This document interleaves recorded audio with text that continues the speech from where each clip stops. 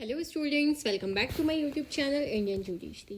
Previous video में हम food safety standard act के चैप्टर 4, 5 और 6 कवर कर चुके हैं और आज की वीडियो में हम चैप्टर 7 जो कि डील करता है enforcement of the act cover करेंगे। अध्याय 7 अधिनियम का प्रवर्तन। चैप्टर 7 कंसिस्ट करता है section 29 to 42। Section 29 authorities responsible for enforcement of act, अधिनियम के प्रवर्तन के लिए उत्तरदायी प्राधिकारी। तो सेक्शन 29 डील कर रहा है वो अथॉरिटीज जो इस एक्ट के इन्फोर्समेंट के लिए रिस्पॉन्सिबल होंगी। सब सेक्शन 1 देखिए, the food authority and the state food safety authority shall be responsible for the enforcement of this act. खाद्य प्राधिकरण और राज्य खाद्य सुरक्षा प्राधिकरण इस अधिनियम के प्रवर्तन के लिए उत्तरदायी होंगे। ठीक है, कौन कौन उत्तरदायी हो रहा है? फूड अथॉरिटी हो रही है और स्टेट फूड सेफ्टी अथॉरिटी हो रही है। ठीक है, सब सेक्शन 2 देखिए, the food authority and the state food safety authority shall monitor and verify that the relevant requirements of law are fulfilled by food business operators at all stages of food business. खाद्य प्राधिकारी और राज्य खाद्य सुरक्षा प्राधिकारी इस बात की मॉनिटरिंग करेंगे और उसे सत्यापित करेंगे कि विधि की सुसंगत अपेक्षाओं का खाद्य कारोबारकर्ताओं द्वारा खाद्य कारोबार के सभी प्रक्रमों पर पूरा किया जाता है। सबसेक्शन 2 क्या बोल रहा है इसका कि फूड अथॉरिटी और स्टेट फूड अथॉरिटी मॉनिटर करेंगे और वेरीफाई करेंगे कि जो भी लॉ की रिलेवेंट रिक्वायरमेंट्स हैं वो फूड बिजनेस ऑपरेटर के द्वारा खाद्य कारोबार में यानी कि फूड बिजनेस के सभी स्टेजेस पे फुलफिल की जाती हैं।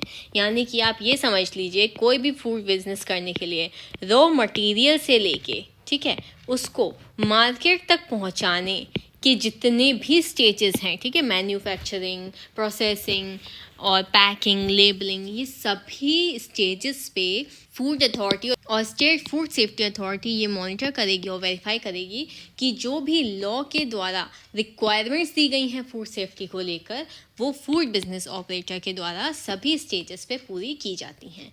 अब आ जाइए सबसेक्शन 3 पे।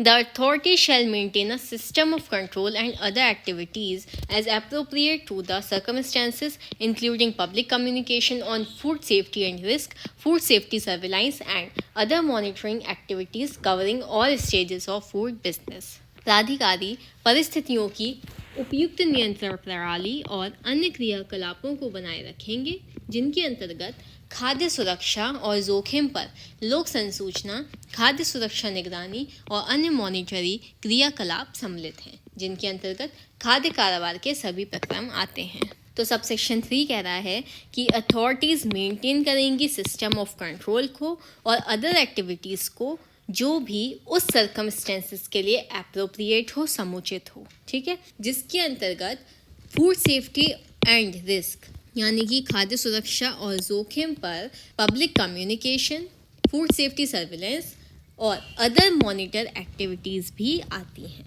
ठीक है, अब आ जाइए सबसेक्शन 4 पे।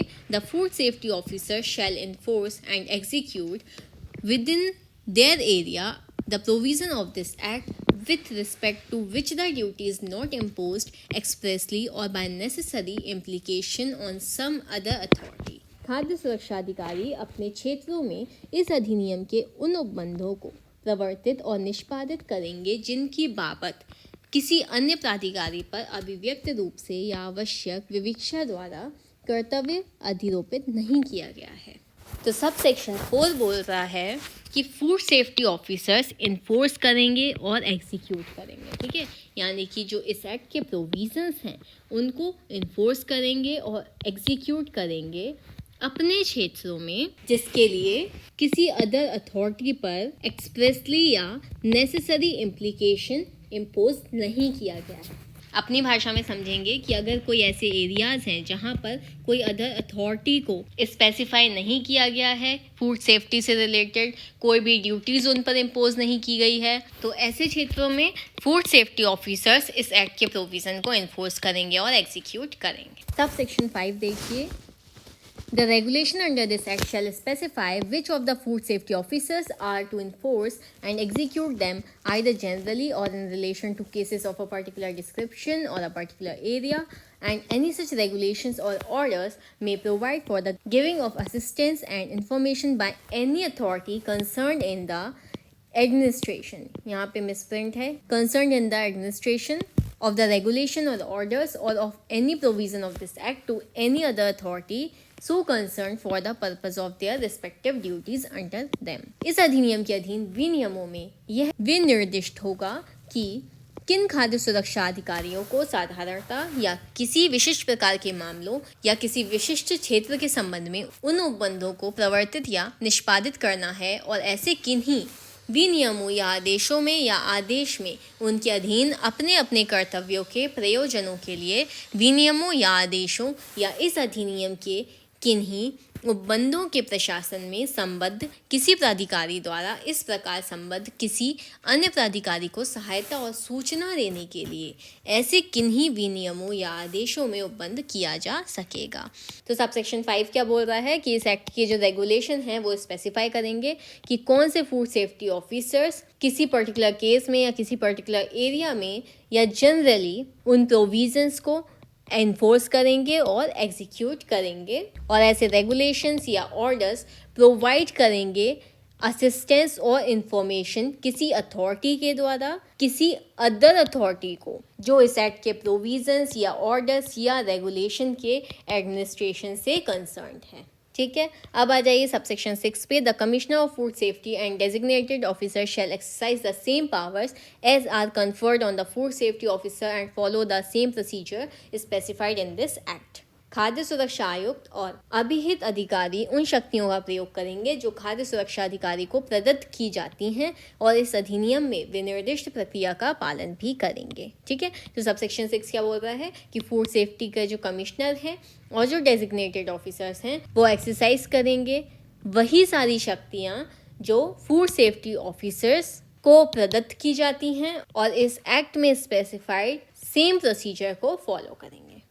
ठीक है, अब आ जाइए सेक्शन 30 पे जो कि डील कर रहा है commissioner of food safety of the state, राज्य का खाद्य सुरक्षा आयुक्त। सब सेक्शन 1 देखिए, the state government shall appoint the commissioner of food safety for the state for efficient implementation of food safety and standard and other requirements laid down under this act and the rules and regulation made thereunder। राज्य सरकार खाद्य सुरक्षा और मानकों तथा इस अधिनियम और इसके अधीन बनाए गए नियमों और विनियमों के अधीन अधिकथित अन्य अपेक्षाओं के दक्ष कार्यान्वयन के लिए राज्य के लिए खाद्य सुरक्षा आयुक्त नियुक्त करेगी। ठीक है, तो सबसेक्शन 1 क्या बोल रहा है कि कौन अपॉइंट करेगा फूड सेफ्टी के कमिश्नर को, तो आंसर क्या आएगा, स्टेट गवर्नमेंट फूड सेफ्टी के कमिश्नर को अपॉइंट करेगी। किस चीज़ के लिए कर रही है, फूड सेफ्टी और स्टैंडर्ड और अदर रिक्वायरमेंट्स जो इस एक्ट के अंतर्गत दी गई हैं और इस एक्ट के अंतर्गत दिए गए रूल्स और regulations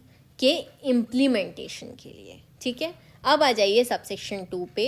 the commissioner of food safety shall perform all or any of the following functions namely, खाद्य सुरक्षा आयुक्त निम्नलिखित सभी या किन्हीं कृत्यों का पालन करेगा।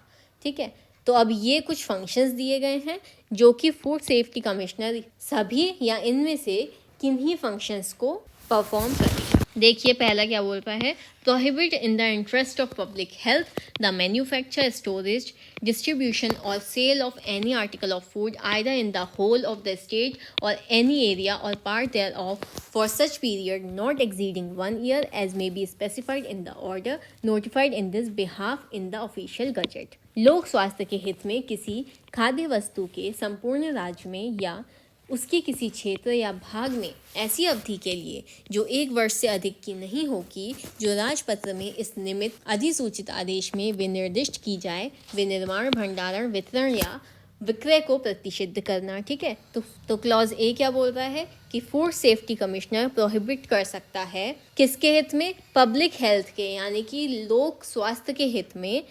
मैन्युफैक्चर, स्टोरेज, डिस्ट्रीब्यूशन, सेल या किसी खाद्य पदार्थ को या किसी खाद्य सामग्री को प्रोहिबिट कर सकता है, प्रतिषेध कर सकता है, चाहे पूरे स्टेट में या उस स्टेट के किसी एरिया में या किसी पार्ट में किसी पीरियड के लिए, ठीक है, किसी समय अवधि के लिए, जो कि 1 साल से अधिक की नहीं होगी और जैसा कि ऑफिशियल गजट में ऑर्डर के द्वारा स्पेसिफाई किया जाए। ठीक है, तो पहला फंक्शन तो क्या हो गया फूड सेफ्टी कमिश्नर का, कि वो पब्लिक हेल्थ के इंटरेस्ट में किसी भी खाद्य पदार्थ को, उसके मैन्युफैक्चर, स्टोरेज, डिस्ट्रीब्यूशन या सेल को प्रोहिबिट कर सकता है। पूरे स्टेट में भी कर सकता है, उस स्टेट के किसी एरिया या पार्ट में कर सकता है, कोई टाइम लिमिट भी सेट कर सकता है कि कितने समय के लिए प्रोहिबिट किया गया है, लेकिन वो जो टाइम लिमिट होगा वो 1 साल से ज़्यादा का नहीं होगा। क्लॉज बी देखिए, carry out survey of the industrial units engaged in the manufacture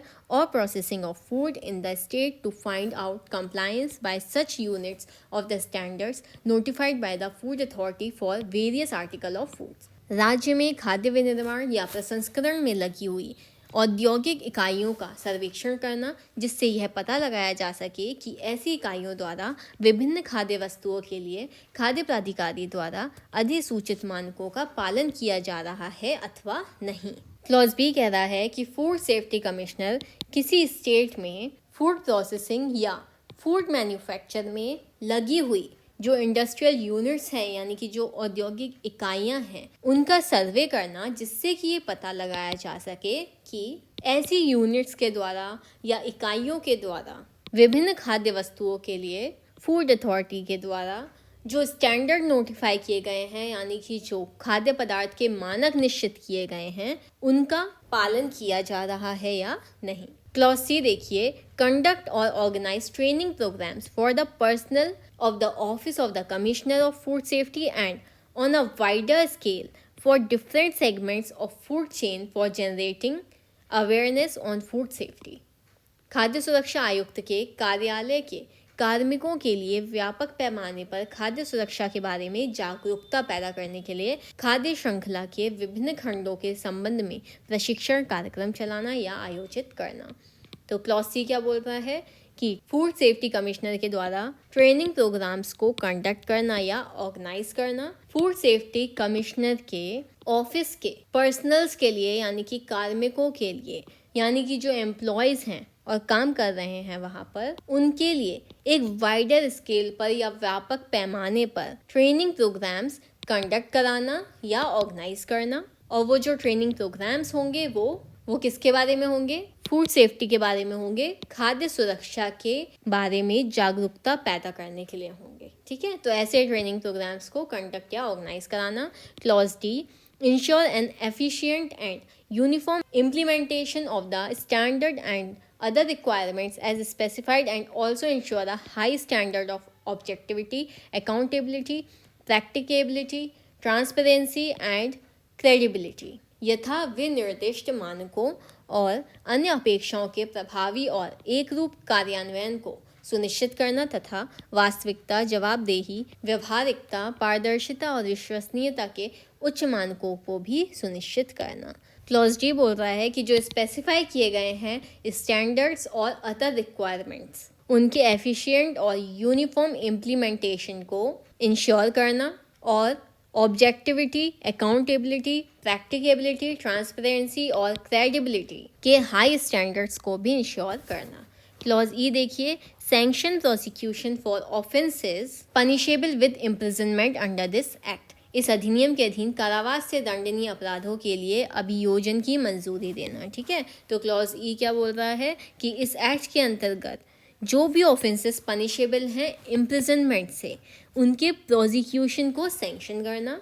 clause F, such other function as the state government may in consultation with the food authority prescribe. ऐसे अन्य कृत्य करना जिन्हें राज्य सरकार खाद्य प्राधिकरण के परामर्श से विहित करे। ठीक है, और फूड सेफ्टी कमिश्नर का क्या फंक्शन होगा कि ऐसे other function food safety commissioner officer perform करेगा जिन्हें स्टेट गवर्नमेंट फूड अथॉरिटी की कंसल्ट से प्रिस्क्राइब करे। सबसेक्शन 3 पे आ जाइए। The commissioner of food safety may by order delegate subject to such condition and restriction as may be specified in the order such of his power and function under this act except the power to appoint designated officer, food safety officer and food analyst as he may deem necessary or expedient to any officer subordinate to him। खाद्य सुरक्षा आयुक्त आदेश द्वारा इस अधिनियम के अधीन अपनी ऐसी शक्तियों और कृत्यों को अभिहित अधिकारी, खाद्य सुरक्षा अधिकारी और खाद्य विश्लेषक को नियुक्त करने की शक्ति के सिवाय जिन्हें वह आवश्यक या समीचीन समझे अपने अधीनस्थ किसी अधिकारी को आदेश में यथा विनिर्दिष्ट शर्तों और निबंधनों के अधीन रहते हुए प्रत्यायोजित कर सकेगा। और सब सेक्शन 3 क्या बोल रहा है कि फूड सेफ्टी कमिश्नर ऑर्डर के द्वारा इस एक्ट के अधीन अपने ऐसी पावर्स को और फंक्शंस को जिन्हें वह आवश्यक या एक्सपीडिएंट समझे अपने सबऑर्डिनेट किसी ऑफिसर को आदेश में जो कि स्पेसिफाई कंडीशंस और रिस्ट्रिक्शंस के अधीन रहते हुए डेलीगेट कर सकेगा। ठीक है, कौन कौन सी पावर्स को छोड़कर? Designated officer, food safety officer और फूड एनालिस्ट के अपॉइंटमेंट की पावर को छोड़कर। ठीक है, तो इजी लैंग्वेज में समझिए कि जो फूड सेफ्टी के कमिश्नर होंगे वो आदेश के द्वारा डेलीगेट कर सकते हैं अपनी पावर्स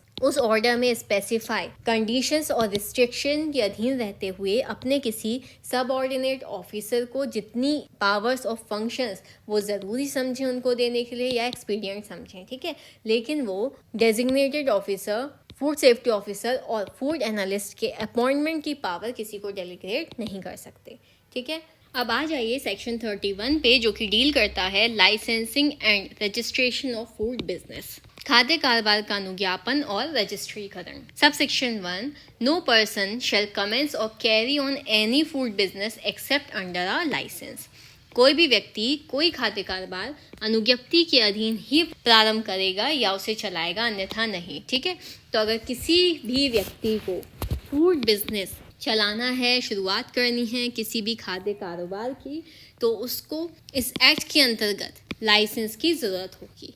ठीक है, तो सब सेक्शन 1 क्या कह रहा है कि कोई भी व्यक्ति किसी भी फूड बिजनेस को बिना लाइसेंस के कमेंस या कैरी नहीं करेगा।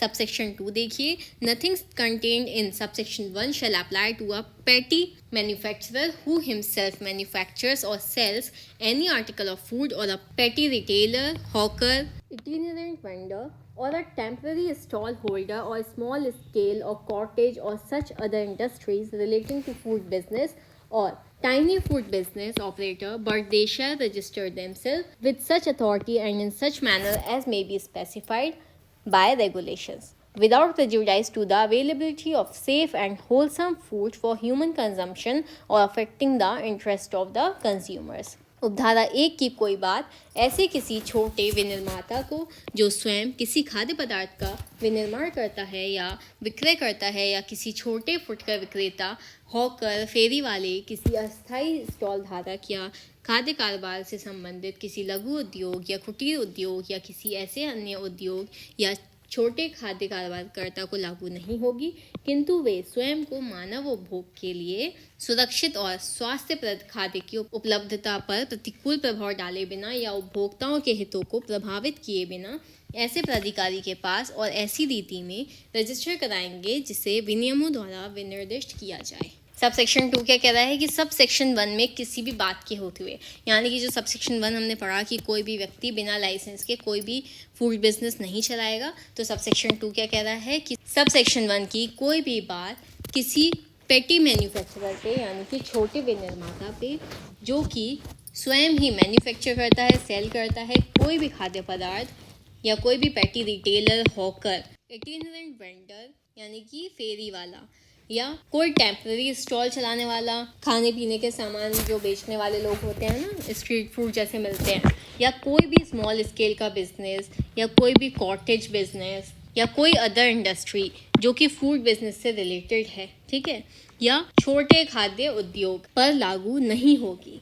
लेकिन ये जो लोग होंगे जो छोटे स्तर पर किसी खाद्य पदार्थ का बिजनेस करते हैं, वो स्वयं को रजिस्टर करवाएंगे उस अथॉरिटी के पास और उस मैनर में जैसा कि रेगुलेशन के द्वारा स्पेसिफाई किया गया है, ह्यूमन कंजम्पशन के लिए जो फूड की सेफ्टी होती है और कंज्यूमर के इंटरेस्ट पे प्रतिकूल प्रभाव डाले बिना स्वयं को क्या करवाएंगे, रजिस्टर करवाएंगे। ठीक है, सबसेक्शन 3 देखिए, any person desirous to commence or carry on any food business shall make an application for grant of a license to the designated officer in such manner containing such particulars and fees as may be specified by regulations. ऐसा कोई व्यक्ति जो खाद्य कारोबार प्रारंभ करना चाहता है या चलाना चाहता है, अनुज्ञप्ति अनुदत्त किए जाने के लिए अभिहित अधिकारी को ऐसी रीति में ऐसी विशिष्टियों और फीसों से युक्त आवेदन करेगा जो विनियमों द्वारा विहित की जाए। तो सबसेक्शन 3 क्या कह रहा है कि ऐसा कोई व्यक्ति जो फूड बिजनेस को शुरू करना चाहता है या चलाना चाहता है, तो वो लाइसेंस की प्राप्ति के लिए, ठीक है, डेजिग्नेटेड ऑफिसर को क्या करेगा, एप्लीकेशन देगा उस मैनर में जो कि ऐसे पर्टिकुलर्स और ऐसी फीस के साथ जो रेगुलेशन के द्वारा स्पेसिफाई की जाए। सबसेक्शन 4 देखिए, the designated officer on receipt of an application under subsection 3 may either grant the license or after giving the applicant an opportunity of being heard and for reasons to be recorded in writing refuse to grant a license to any applicant if he is satisfied that it is necessary so to do in the interest of public health and shall make available to the applicant a copy of the order। अभिहित अधिकारी उपधारा 3 के अधीन आवेदन की प्राप्ति पर या तो अनुज्ञप्ति प्रदान कर सकेगा या आवेदक को सुनवाई का अवसर दिए जाने के बाद उन कारणों से जो लेखबद्ध किए जाएंगे आवेदक को अनुज्ञप्ति देने से इनकार कर सकेगा यदि उसका यह समाधान हो जाता है कि ऐसा करना लोक स्वास्थ्य के हित में है और आवेदक को उस आदेश की एक प्रति उपलब्ध कराएगा। ठीक है, तो सबसेक्शन 4 क्या कह रहा है कि डेजिग्नेटेड ऑफिसर जो होगा, ठीक है, वो क्या करेगा, जब उसको एप्लीकेशन मिलेगी सबसेक्शन 3 के अंतर्गत किसी ऐसे व्यक्ति के द्वारा जो बिजनेस करना चाहता है, ठीक है, फूड बिजनेस करना चाहता है, तो वो उसके पास क्या ऑप्शन होंगे, 2 ऑप्शन होंगे, या तो वो लाइसेंस को ग्रांट कर दे या फिर उसको रिजेक्ट कर दे। ठीक है, तो सबसेक्शन को यही बोल रहा है कि या तो वो लाइसेंस ग्रांट कर सकेगा या फिर रिफ्यूज़ कर सकेगा उस एप्लीकेंट को लाइसेंस ग्रांट करने से। लेकिन रिफ्यूज़ कब करेगा, जब वो उस एप्लीकेंट को यानी कि जो आवेदक है उसको सुनवाई का अवसर दे और उसके बाद रीजंस रिकॉर्ड करके उसको मना करेगा या रिफ्यूज़ कर देगा लाइसेंस ग्रांट करने से। यदि वो सेटिस्फाइड हो जाता है कि ऐसा करना लोक हित में ज़रूरी है और उस आदेश की एक कॉपी किसको देगा, एप्लीकेंट को देगा। अब आ जाइए प्रोविज़ो पे। Provided that if a license is not issued within 2 months from the date of making the application or his application is not rejected, the applicant may start his food business after expiry of the said period, and in such a case the designated officer shall not refuse to issue a license but may, if he considers necessary, issue an improvement notice under section 32 and follow procedures in that regard। परंतु यदि आवेदन किए जाने की तारीख से 2 मास के भीतर अनुज्ञप्ति जारी नहीं की जाती है या उसका आवेदन खारिज नहीं किया जाता है, तो आवेदक उक्त अवधि के अवसान के पश्चात अपना खाद्य कारोबार प्रारंभ कर सकेगा और ऐसी दशा में अभिहित अधिकारी अनुज्ञप्ति जारी करने से इनकार नहीं करेगा, किंतु यदि वह ऐसा आवश्यक समझता है तो धारा 32 के अधीन सुधार की सूचना जारी कर सकेगा और उस संबंध में प्रक्रियाओं का अनुसरण करेगा।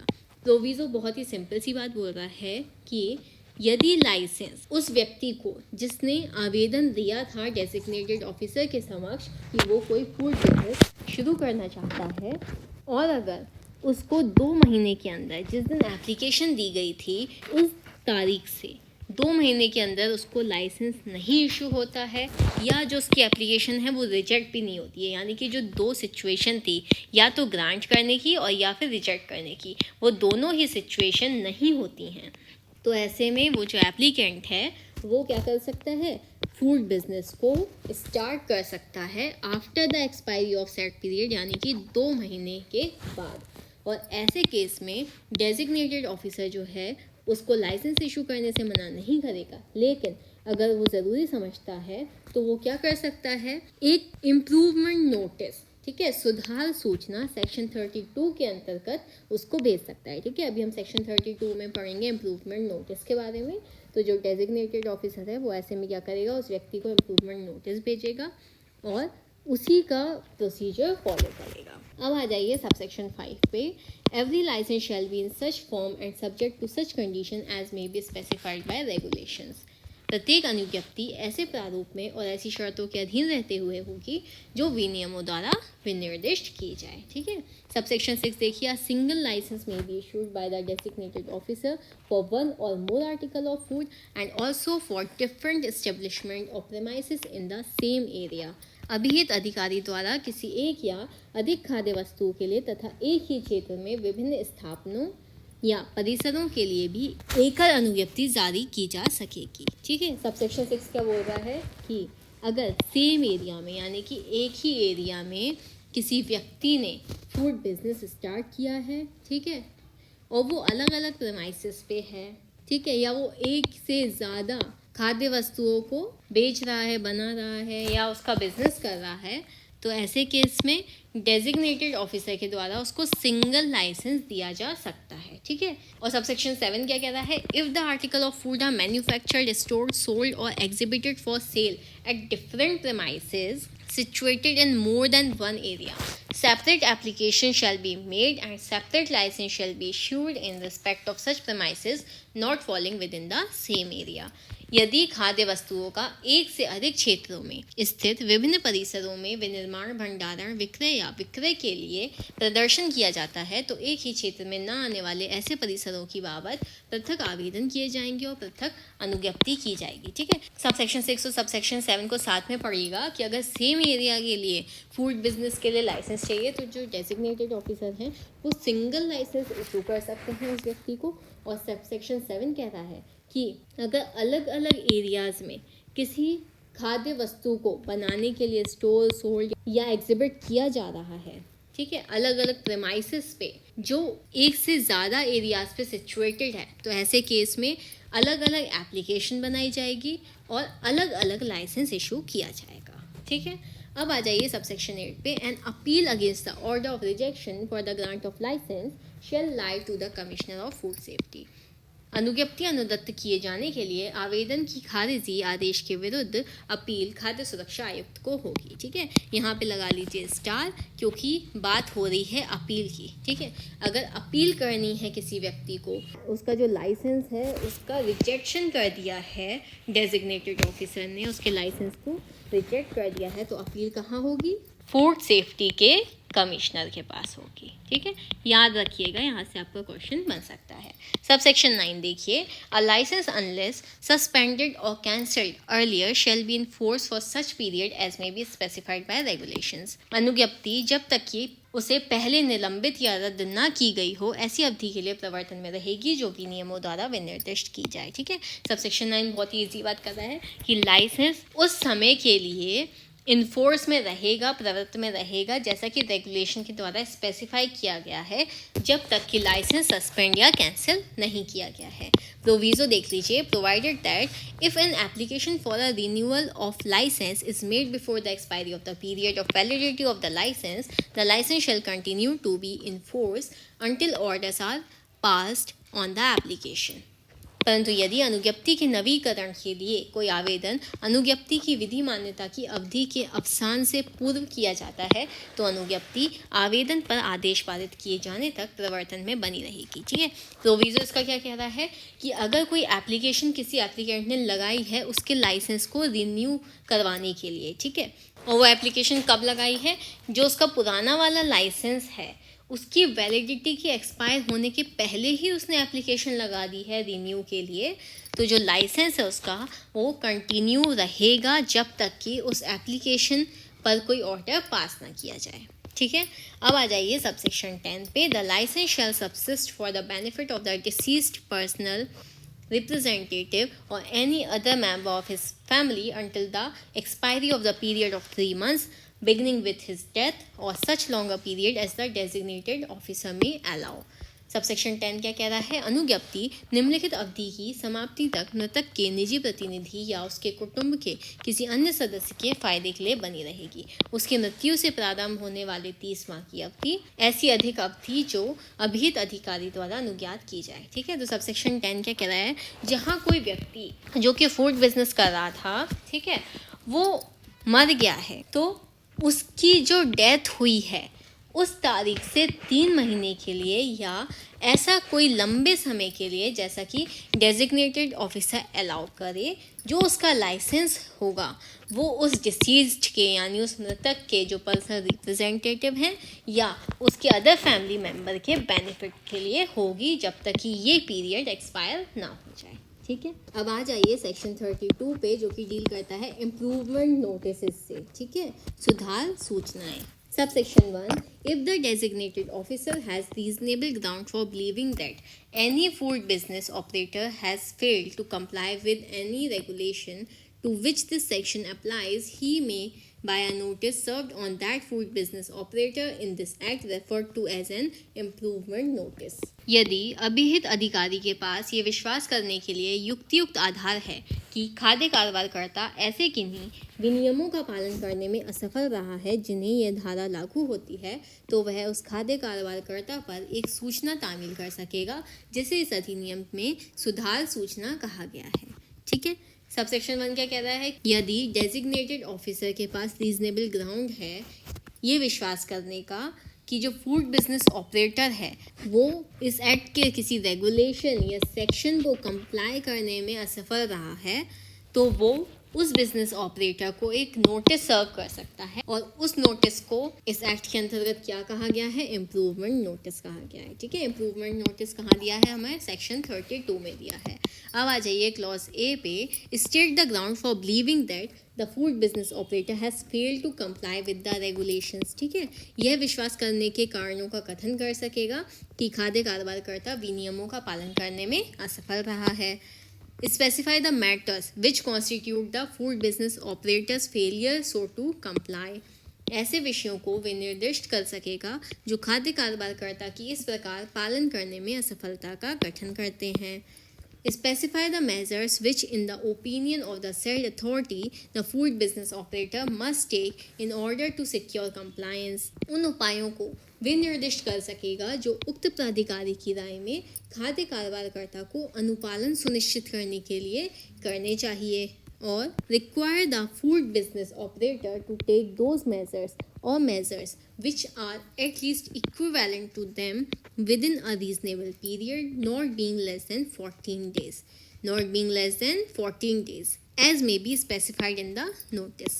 खाद्य कारोबारकर्ता से युक्तियुक्त अवधि के भीतर जो 14 दिन से कम की नहीं होगी, उन उपायों को या ऐसे उपाय करने की अपेक्षा कर सकेगा जो कम से कम उन उपायों के समतुल्य हैं जो सूचना में वे निर्दिष्ट की जाएं। जो सबसेक्शन 1 है उसमें क्या है? डेजिग्नेटेड ऑफिसर नोटिस सर्व करेगा उस फूड बिजनेस ऑपरेटर को जो इस सेक्शन के या रेगुलेशन को कंप्लाई करने में असफल रहा है, और वो जो नोटिस होगा वो इस एक्ट के अंतर्गत क्या कहा जाएगा? इम्प्रूवमेंट नोटिस कहा जाएगा। ठीक है, और इम्प्रूवमेंट नोटिस में क्या क्या चीज़ें वो मेंशन करेगा? वो ग्राउंड्स, ठीक है, वो रीजंस जिन पर डेजिग्नेटेड ऑफिसर को ये विश्वास करने का कारण है कि फूड बिजनेस ऑपरेटर जो है रेगुलेशन को कंप्लाई करने में फेल रहा है, वो मैटर्स स्पेसिफाई करेगा जो फूड बिजनेस ऑपरेटर को इस प्रकार कंप्लाई करने में असफलता का गठन करते हैं, और वो मेजर्स स्पेसिफाई करेगा जो उस अथॉरिटी के ओपिनियन में फूड बिजनेस ऑपरेटर के द्वारा लिए जाने चाहिए इस एक्ट के कंप्लायंस को सिक्योर करने के लिए, और उससे अपेक्षा करेगा कि जो फूड बिजनेस ऑपरेटर है वो सभी मेजर्स ले, या कम से कम वो मेजर्स ले जो उनके इक्विवेलेंट हो उस रीजनेबल टाइम में जो नोटिस में स्पेसिफाई किए गए हैं। ठीक है, लेकिन 14 दिन से ज़्यादा का टाइम नहीं होगा। अब देखिए subsection 2, if the food business operator fails to comply with an improvement notice his licence may be suspended. यदि खाद्य कारोबारकर्ता सुधार सूचना का पालन करने में असफल रहता है तो उसकी अनुज्ञप्ति निलंबित की जा सकती है।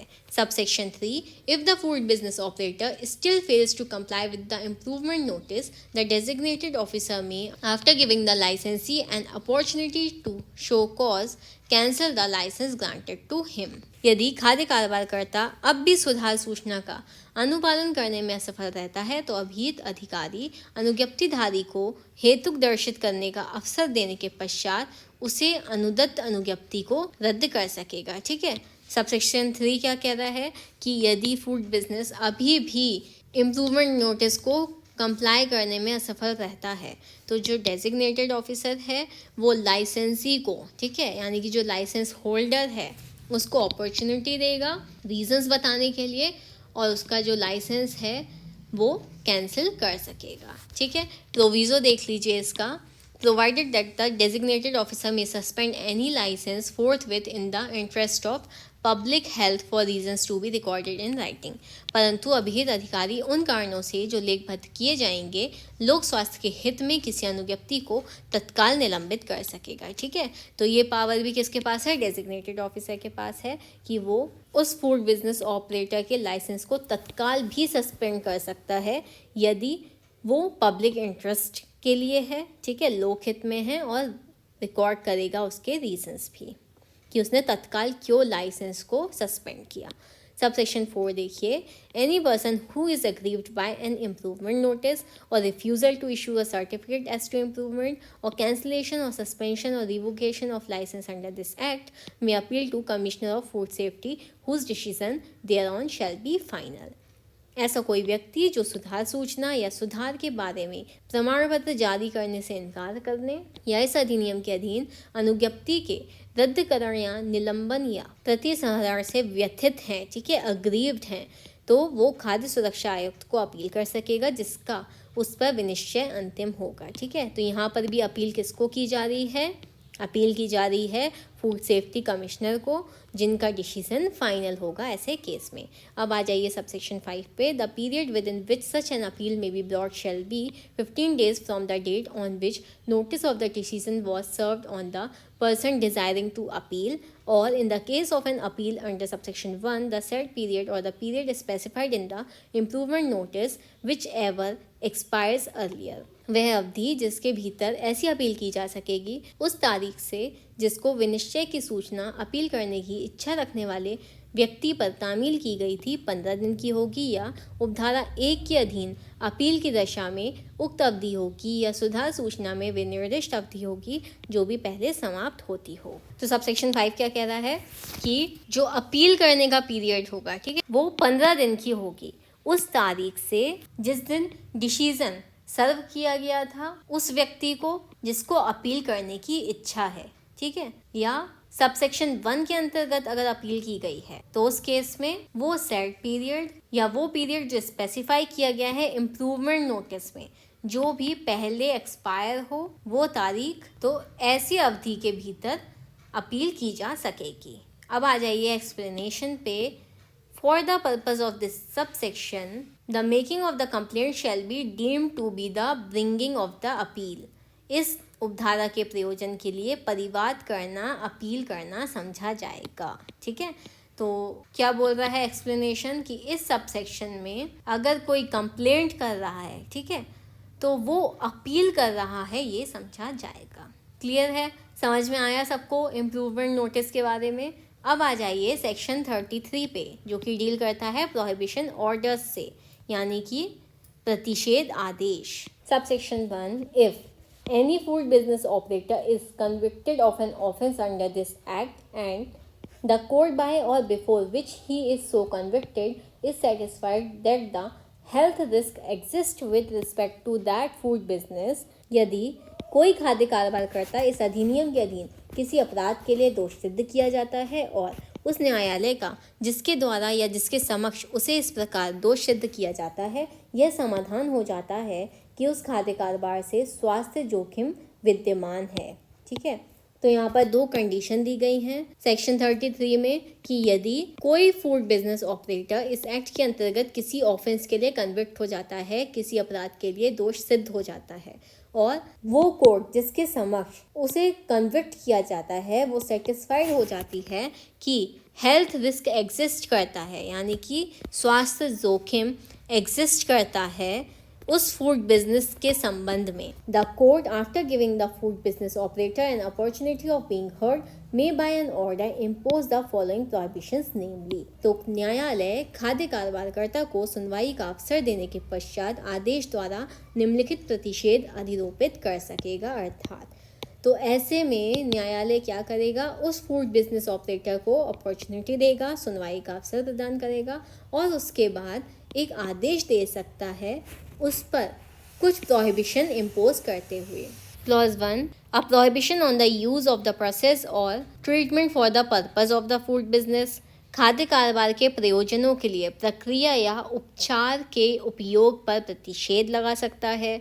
A prohibition on the use of the premises or equipment for the purpose of the food business or any other food business of the same class or description. किसी खाद्य कारोबार या उसी वर्ग के या विवरण के किसी अन्य खाद्य कारोबार के प्रयोजनों के लिए परिसरों या उपस्कर के उपयोग पर प्रतिषेध लगा सकता है. A prohibition on the use of the premises or equipment for the purpose of any food business.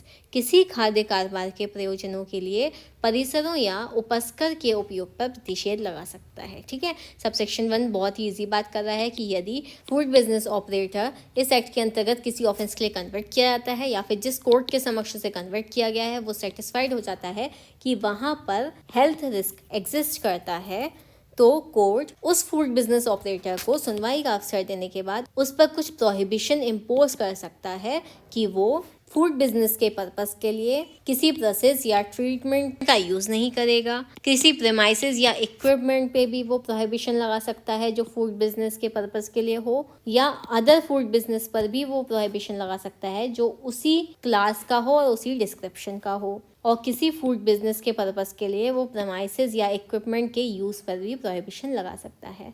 Subsection 2 देखिए. The court may on being satisfied that it is necessary so to do by an order impose a prohibition on the food business operator participating in the management of any food business or any food business of a class or description specified in the order.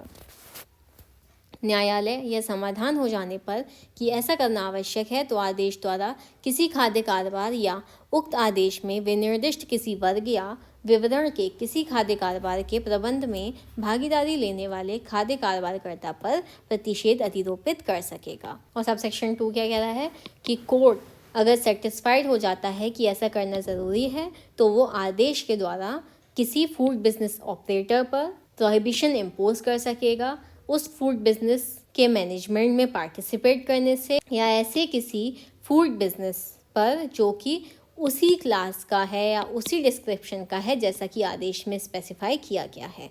अब आ जाइए subsection 3 पे. As soon as practicable after the making of an order under subsection 1 or subsection 2 in this act referred to as a prohibition order, the concerned food safety officer shall serve a copy of the order on the food business operator and, in the case of an order under subsection 1, affix a copy of the order at a conspicuous place on such premises used for the purpose of the food business. उपधारा 1 या उपधारा 2 के अधीन आदेश करने के पश्चात, जिसे इस अधिनियम में इसके पश्चात प्रतिषेध आदेश कहा गया है, संबद्ध खाद्य सुरक्षा अधिकारी यथाशक्य शीघ्र आदेश की एक प्रति खाद्य कारोबारकर्ता पर तामील करेगा और धारा 1 के अधीन आदेश की दशा में आदेश की एक प्रति खाद्य कारोबार के प्रयोजन के लिए प्रयुक्त परिसर पर किसी सहज दृश्य स्थान पर लगाएगा. ठीक है. तो सबसेक्शन 3 क्या कहता है, जितनी जल्दी प्रैक्टिकेबल हो सकेगा जो ऑर्डर कोर्ट ने सबसेक्शन 1 और सबसेक्शन 2 में दिए गए हैं जिससे इस एक्ट के अंतर्गत प्रोहिबिशन ऑर्डर कहा गया है,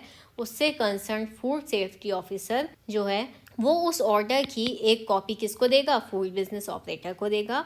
और सबसेक्शन 1 के अंतर्गत जो आदेश दिया है उस केस में एक कॉपी उस प्लेस पर लगवाएगा, उस जगह पर लगवाएगा जो कि फूड बिजनेस के पर्पस के लिए यूज़ की जाती है. And any person who knowingly contravenes such an order shall be guilty of an offence and be punishable with a fine which में एक्सटेंड टू 3 लाख रुपीज़. और ऐसा कोई व्यक्ति जो जानबूझकर ऐसे किसी आदेश का उल्लंघन करता है अपराध का दोषी होगा और जुर्माने से जो 3 लाख रुपए तक का हो सकेगा दंडनीय होगा. ठीक है. तो यहाँ पर आ गई आपकी पनिशमेंट. इसलिए इसे याद रखिएगा कि जो व्यक्ति जानबूझकर उल्लंघन करेगा उस आदेश का, ठीक है, तो उसको सज़ा कितनी होगी, 3 लाख रुपए तक उसको सज़ा हो सकती है. ठीक है. अब आ जाइए सबसेक्शन 4 पे. The concerned food safety authority shall with the approval of the designated officer issue a certificate to the effect that the food business operator has taken sufficient measures justifying lifting of the prohibition order within 7 days of his being satisfied on an application made by the food business operator for such a certificate, or the said officer shall. संबद्ध खाद्य सुरक्षा अधिकारी अभिहित अधिकारी के अनुमोदन से इस आशय का कि खाद्य कारोबारकर्ता ने प्रतिषेध आदेश के हटाए जाने को न्यायोचित ठहराने वाले पर्याप्त उपाय किए हैं। खाद्य कारोबारकर्ता द्वारा ऐसे प्रमाण पत्र के लिए किए गए आवेदन पर अपना समाधान हो जाने के 7 दिन के भीतर प्रमाण पत्र जारी करेगा, या उक्त अधिकारी determine as soon as is reasonably practicable and in any event within 14 days whether or not he is so satisfied and युक्तियुक्त रूप से यथाशक्य शीघ्र और किसी भी दशा में 14 दिन के भीतर अवधारण करेगा, चाहे उसका समाधान हुआ है या नहीं। और if he determines that he is not so satisfied, give notice to the food business operator of the reasons for the determination. यदि वह यह अवधारित करता है कि उसका इस प्रकार समाधान नहीं हुआ है, तो खाद्य कारोबारकर्ता को उस अवधारण के कारणों की सूचना देगा। सबसेक्शन 4 कह रहा है कि concern food safety officer designated officer की अप्रूवल से इशू कर सकेगा सर्टिफिकेट को, किसको? फूड बिजनेस ऑपरेटर को, कि उस फूड बिजनेस ऑपरेटर को जो प्रोहिबिशन ऑर्डर दिया गया था उसने उस ऑर्डर को हटाने के लिए सफिशिएंट मेजर्स लिए हैं, और 7 दिन के अंदर अंदर फूड सेफ्टी ऑफिसर उस फूड बिजनेस ऑपरेटर की एप्लीकेशन पर उसको वो सर्टिफिकेट जारी करेगा और डिटरमाइन करेगा जितनी जल्दी पॉसिबल हो सके किसी भी इवेंट में 14 दिन के अंदर, चाहे वो सेटिस्फाइड हुआ हो या नहीं हुआ हो। और यदि वो डिटरमाइन करता है कि वो सेटिस्फाइड नहीं हुआ है, तो वो उस फूड बिजनेस ऑपरेटर को उसके डिटर्मिनेशन के लिए रीजंस रिकॉर्ड करके उसको नोटिस देगा। अब आ जाइए सबसेक्शन 5 पे। A prohibition order shall cease to have effect upon the court being satisfied on an application made by the food business operator not less than 6 months after the prohibition order has been passed, that the food business operator has taken sufficient measures justifying the lifting of the prohibition order. प्रतिषेध आदेश पारित किए जाने के कम से कम 6 मास के पश्चात खाद्य कारोबारकर्ता द्वारा किए गए आवेदन पर न्यायालय का यह समाधान हो जाने पर कि खाद्य कारोबारकर्ता ने प्रतिषेध आदेश के हटाए जाने को उचित ठहराने वाले पर्याप्त उपाय किए हैं, उक्त प्रतिषेध आदेश प्रवर्तन में नहीं रहेगा।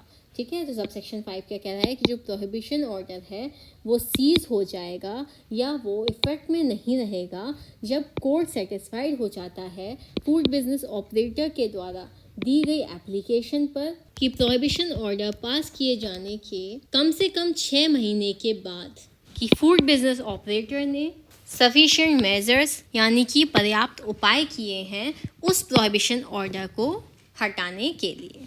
अब आ जाइए सबसेक्शन 6 पे।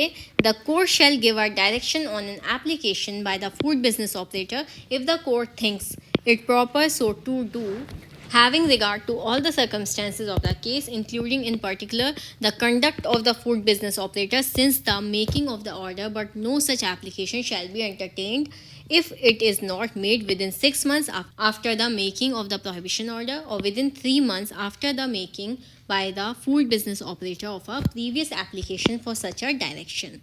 यदि न्यायालय मामले की सभी परिस्थितियों को, जिनमें कोई विशिष्ट परिस्थिति भी शामिल है, आदेश किए जाने से लेकर खाद्य कारोबारकर्ता के आचरण को ध्यान में रखते हुए ऐसा करना उचित समझता है, तो न्यायालय खाद्य कारोबारकर्ता द्वारा किए गए आवेदन पर निर्देश देगा, किंतु ऐसा कोई भी आवेदन ग्रहण नहीं किया जाएगा यदि वह प्रतिषेध आदेश किए जाने के पश्चात 6 मास के भीतर नहीं किया जाता है या खाद्य कारोबारकर्ता द्वारा ऐसे निर्देश के लिए पूर्व आवेदन किए जाने के पश्चात 3 मास के भीतर नहीं किया जाता है। तो सबसेक्शन 6 कह रहा है कि कोर्ट फूड बिजनेस ऑपरेटर के द्वारा एप्लीकेशन पर डायरेक्शन देगा यदि कोर्ट को सही लगता है उस केस के सभी सर्कमस्टेंसेस के लिए या फिर उस केस की किसी पर्टिकुलर सर्कमस्टेंसेस पर और उस फूड बिजनेस ऑपरेटर के कंडक्ट को ध्यान में रखते हुए आदेश किए जाने को लेकर, लेकिन कोई भी एप्लीकेशन एंटरटेन नहीं की जाएगी, ग्रहण नहीं की जाएगी यदि वह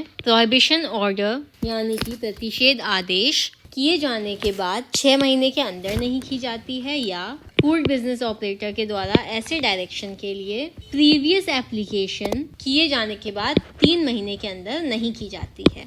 अब इसकी एक्सप्लेनेशन देख लीजिए। For the purpose of this section any reference above shall apply in relation to a manager of a food business as it applies in relation to the food business operator and any reference to the food business operator of the business or to the food business operator shall be construed accordingly.